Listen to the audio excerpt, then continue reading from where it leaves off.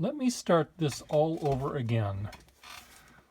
My late father used this huge magnifying glass sort of thing to do the crossword puzzles and to read the newspaper and to balance his checkbook. Because as you can see, it enlarges things, and it can enlarge things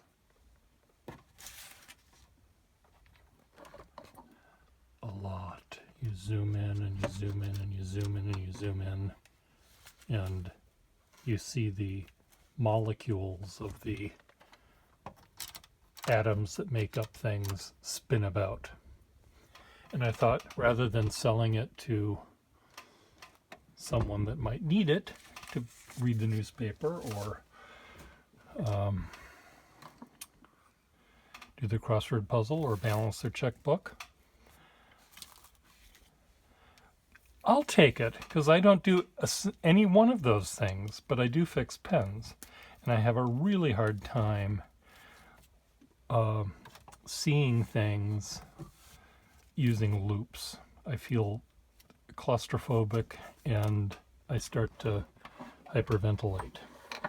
So I thought maybe if I brought this home in my carry-on luggage, I shipped it home in my non-carry-on luggage, and I thought maybe it could work for my nib straightening.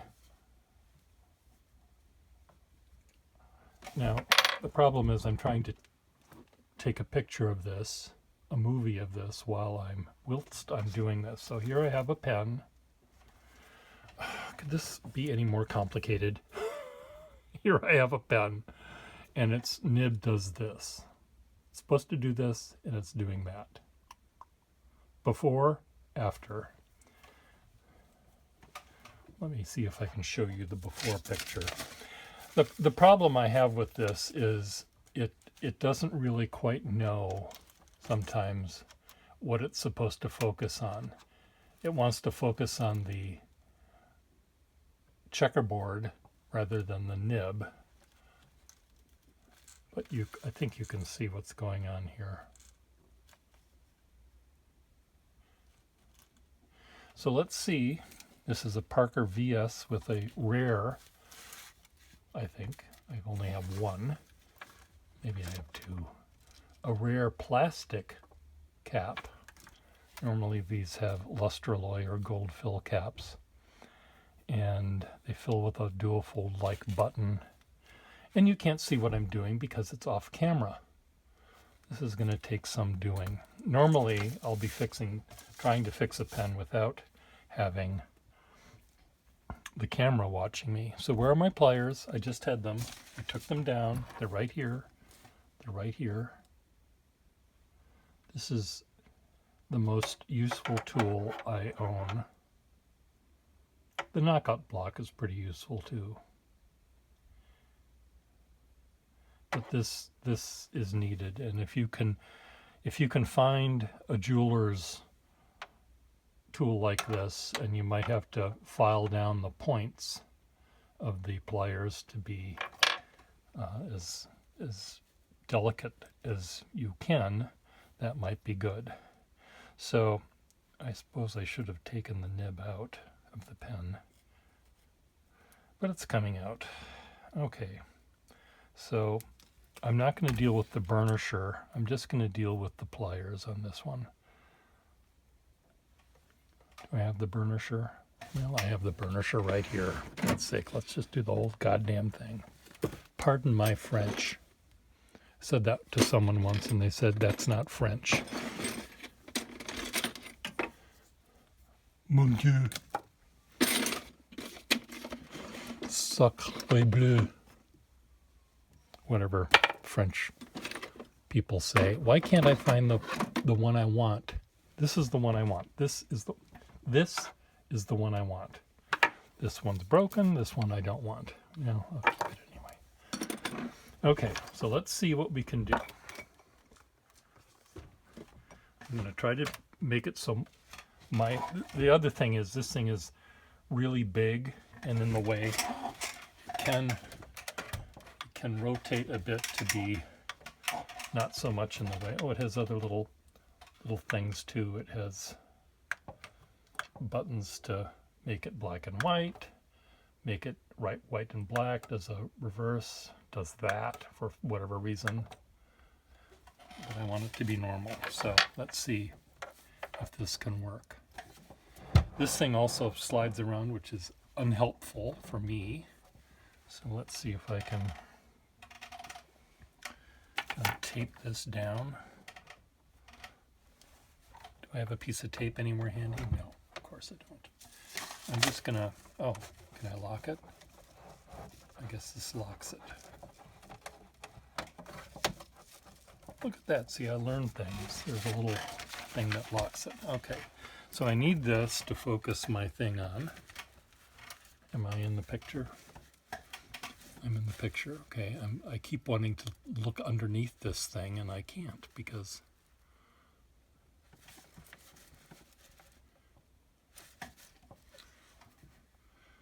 this isn't really helping me. I've decided. Okay, sit up straight, Pierre Gustafson.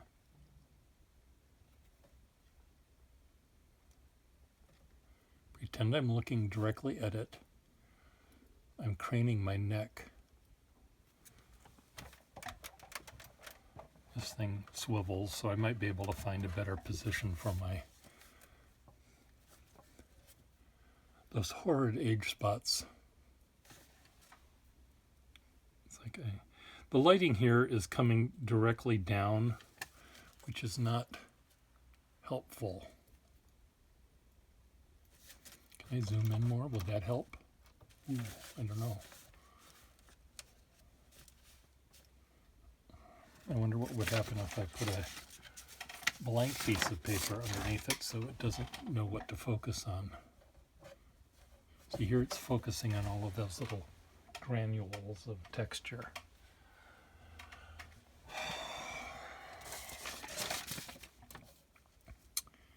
Oh, the problems of life. And of course, you can't see what I'm doing, can you? Zoom out again. This has light that comes down. See, that's better if I can use, see, you can see that a lot better, can't you?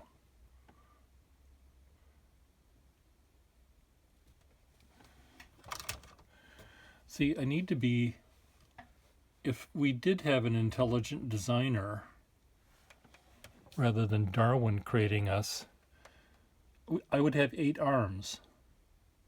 I'd settle for 4, where I could have one arm covering the light.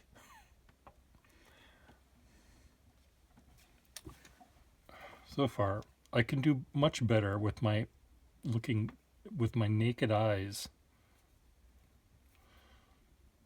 So maybe that's what I do. I actually use naked eyes to do this, the hard work. Let's get them as close together as we can. It's pretty good. Come on, zoom out.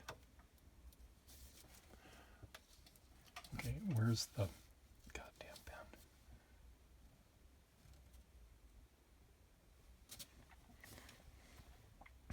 Okay, I'm just going to do it here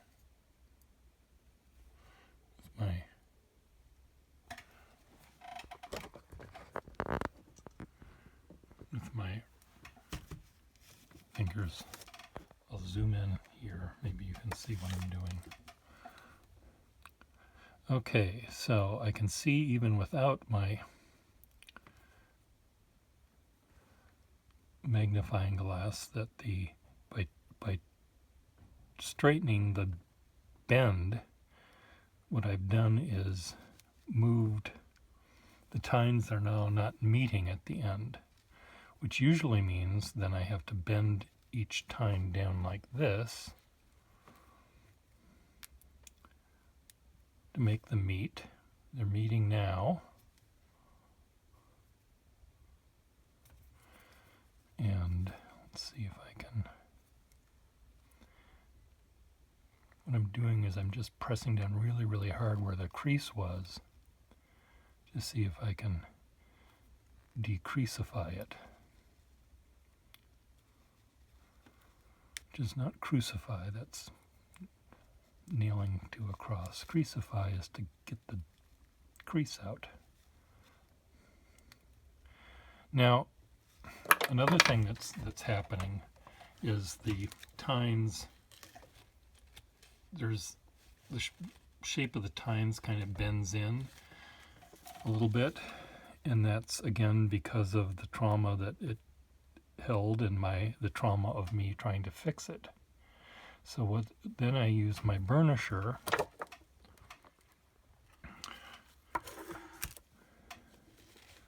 to see if I can take that out, just to make the shape of the nib. Again, if I had 3 hands, this really is difficult. I suppose there's vices and all sorts of other things that real people use to fix things, but what fun is that?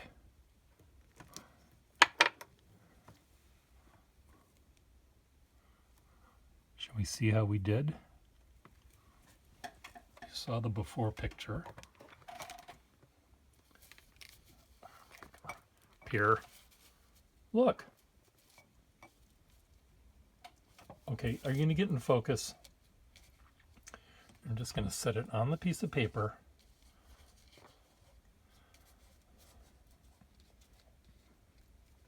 Look. Way better.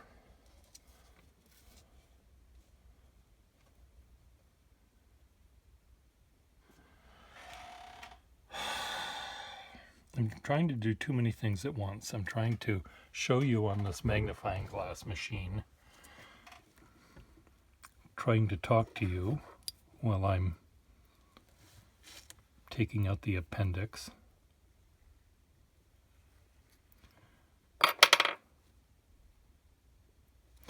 Let's see if it writes.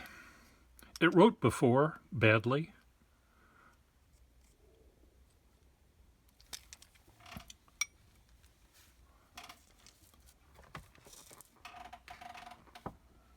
Okay, zoom out.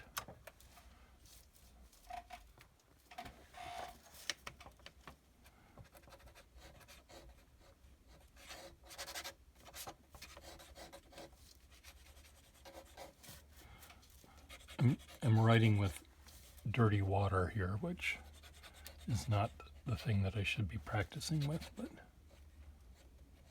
it's a nice semi-flexible nib. And if I put a sack in it and fill it up and carry it around with me, I can discover whether it's working or not. It's working now.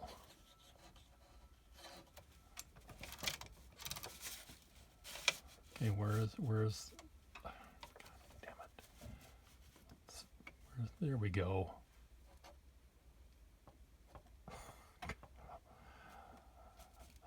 The Exxon Valdez just had a huge oil spill. Look at that mess. It's a chocolate mess. Oh, and I can zoom in even more. Of course, it's out of focus. There we go. 14K.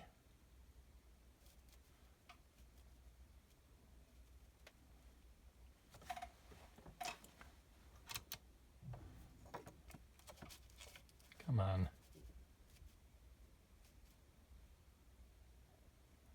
Anyway.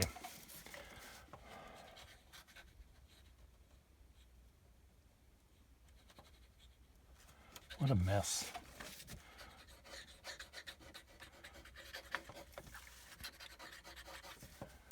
Well, anyway, it works. I fixed it to a degree. I fixed it to a degree. Can it be fixed further? Let me use my loop. my...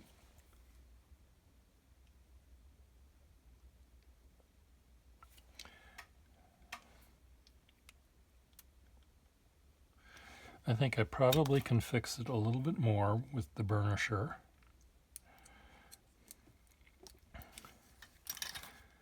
There's just a little tiny bit of a outturned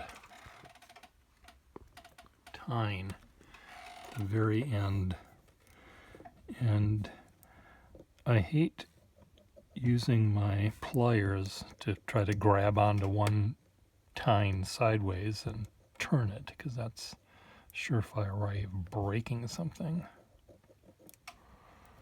You know, there should be a way to turn the clock backwards and to figure out what forces caused this thing to be bent in the first place. It's like those airplane crash things. 10 seconds to disaster.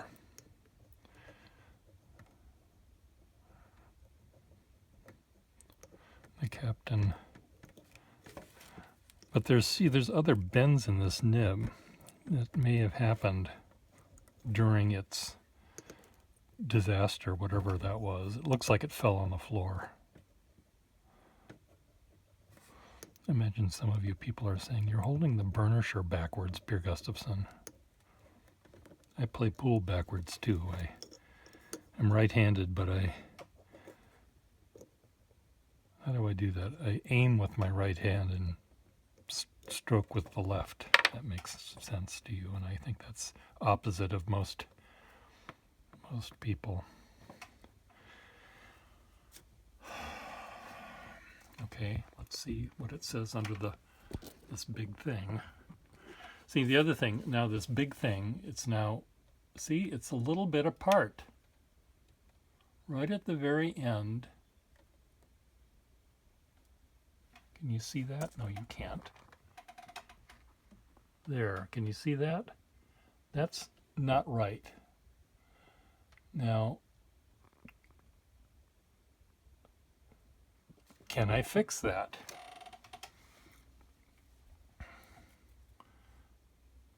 It's like I have to take the right tine, the right iridium, and just bend it. Now sometimes I can take the pliers on both things and just squeeze them together, and sometimes that works, and sometimes you end up just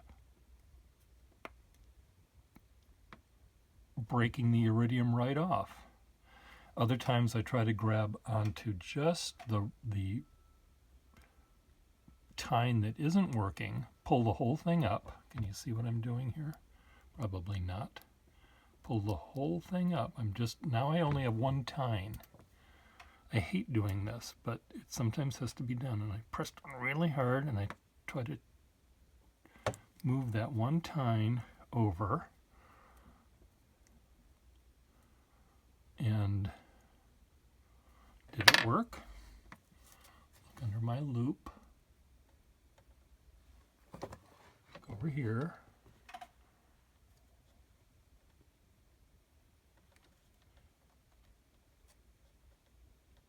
Well, they're together, they're more together than they were. This, I'm going to try my burnisher again. They're more together than they were, but one chunk of iridium looks longer than the other chunk, the other half. Now, it could have been, I mean, obviously iridium doesn't grow, and so it could have been that the shorter iridium half broke off in its seconds from disaster, or it might mean that it had been worn down over years and years and years of use.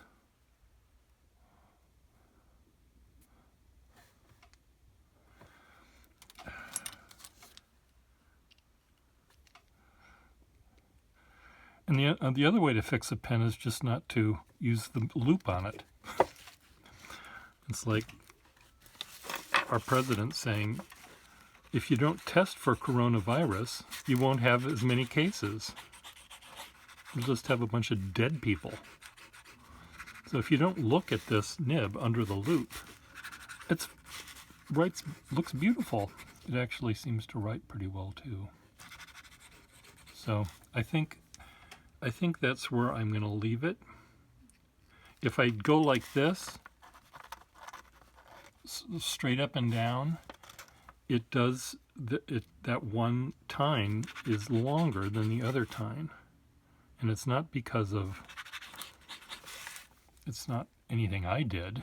I mean, it can't be fixed by burnishing it. You have to take a little piece of emery paper and file it down like this to make it work. And I hate doing that because I always am afraid of castrating the sharpness of the nib by, quote, polishing it. And I know people that are grind nibs and polish nibs and do all of that kind of stuff can get a certain kind of nib that they make for people, and they do a good job of it. I don't do that. I try to not remove an atom, an electron of iridium. What happens when you take an electron out of iridium? Does it turn into something else? I try not to remove any part of an iridium tip. If it's clearly chipped or broken, that's when I can do it. If one entire chunk of tine is missing along with its iridium, I'll castrate the other one so that at least it's even. And I'm writing on gold, but at least it's even. And I've done that with some pens. I've turned a perfectly good broken nib into a stub nib. And it works sometimes. I don't like the sound it makes, but I like the fact that I can use it. I couldn't use it if if the nib looked like this.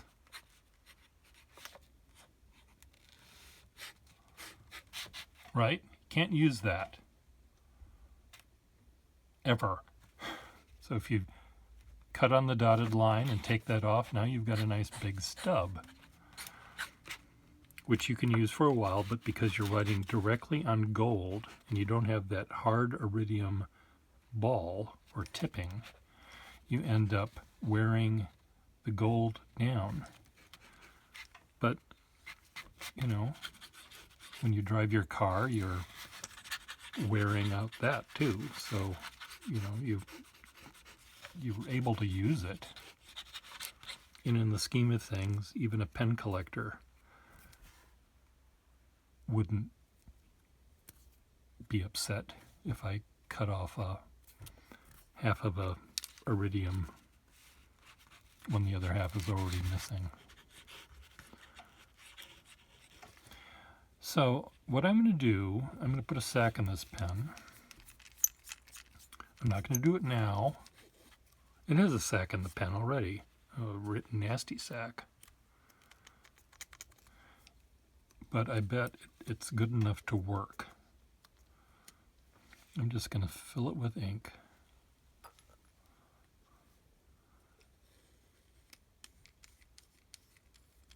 And I seem to be screwing this on without causing it to...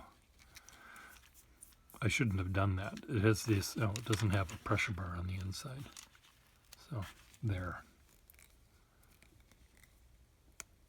Does it? No. It has no pressure bar. So, that's why it went in. If it had the pressure bar in there first, it would slide around. So here's the cap. Zoom out. This cap is missing its tassie, whatever.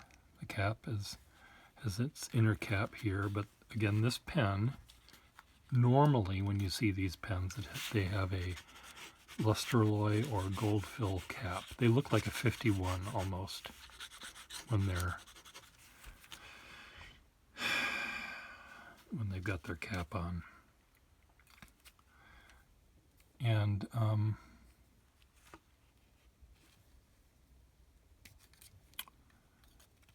I really like these pens normally. They have, often they have a plastic feed, which I don't like. A plastic transparent feed, which is even fugglier. But this has a nice wet, as you can tell, Exxon Valdesian wetness to it. On a scale of wet, Exxon Valdez is about as wet as it gets in the wetness factor. The dryness factor, tumbleweed dry.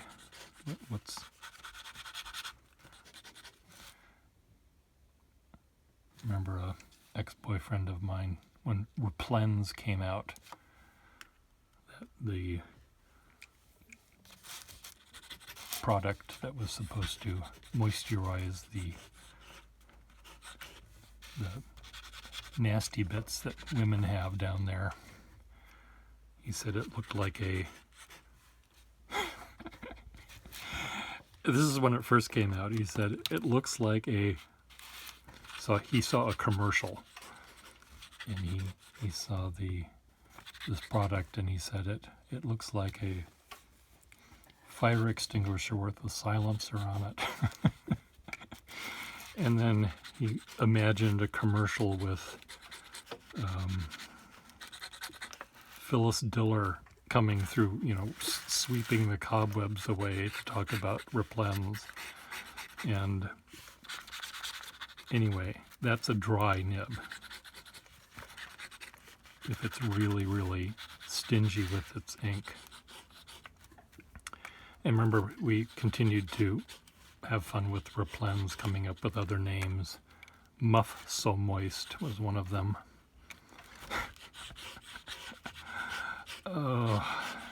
Beaver grease. This is not made for children. I've said that. I pressed that button, and if anyone is offended by this, you don't have to follow me. What were the other names? Pussy Doo, Muff So Moist, and what was the other one I just said? Beaver grease. There were other ones too, but anyway. So this is an Exxon Valdesian spill. And I like this nib. And I'm going to put this pen in my pocket, even though the sack looks like it could at any time just dissolve. And so I'll have a Exxon Valdez spill on my shirt instead of here. But anyway, what I want to see, and I think I can see, is it works. Now let's get back to this thing here. This thing, I'm going to have to, let me just stand up and move back.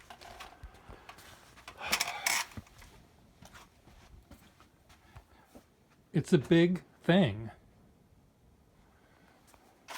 Is this enough room for me to do my repair? Now I can do this. This does fold back. Come on. It does get horizontal somehow. I might have to tweak it a bit so I will have space underneath the canopy here, underneath the awning. Why is it not going flat? Hold on.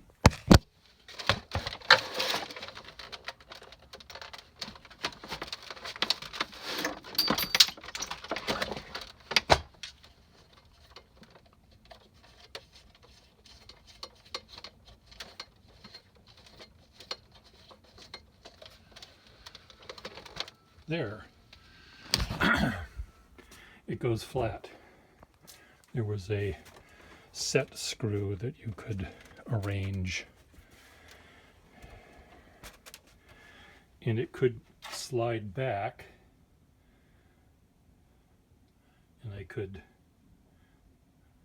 I could use it. But what's happening with this thing here, all of these drawers are inaccessible.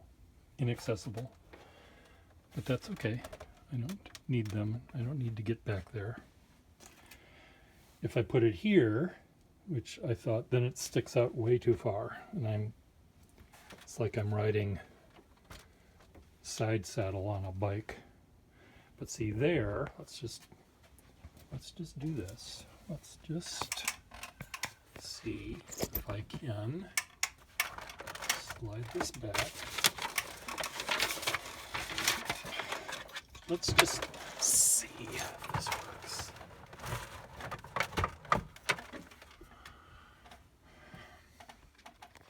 I have to move a few things to be able to have this work, but I do have this area here that I'm not working on, but at least it's an area where I could put my tools and my pens and shit that I'm dealing with. So I'm just going to turn this off. How does that work? Where's the button?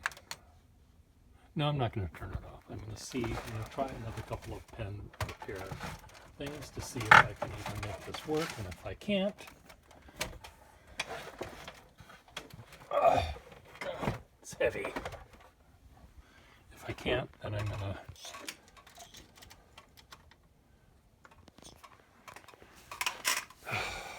put it somewhere else in my very spacious house. Now the thing that was there, all the crap that was there is now over here, and I have to figure out, do I need that table to be empty now because I've got this conglomeration going on? Maybe I do. Maybe I need to have that blank. Who knows? But I fixed a pen. You saw me. Pen nib. Yay. Bye. Freedom Scientific.